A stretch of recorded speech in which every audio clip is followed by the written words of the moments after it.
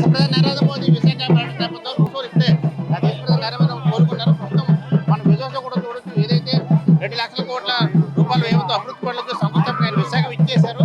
So ఇప్పుడే ఆయన విశాఖ నుంచి నేరుగా ఆయన రోడ్డు మార్గంలో చేరుకున్నారు. విశాఖలోని రంగనాథుల మండలి నుంచి నేరుగా ఆయన ఓపెన్ టాక్ వెహికల్లో ఆయన విజువల్స్ కూడా చూడొచ్చు పాల్గొన్నారు.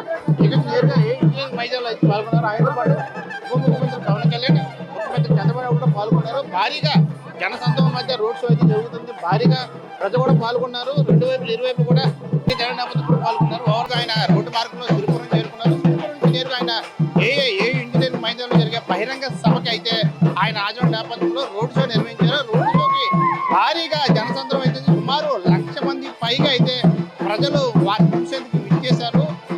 గోలాభిషేకం అయితే ఘన స్వాగతం పలికారు. ఆయనతో పాటు ముఖ్యమంత్రి నారా చంద్రబాబు నాయుడు, అదేవిధంగా డిప్యూటీ సీఎం పవన్ కళ్యాణ్ హాజరయ్యారు.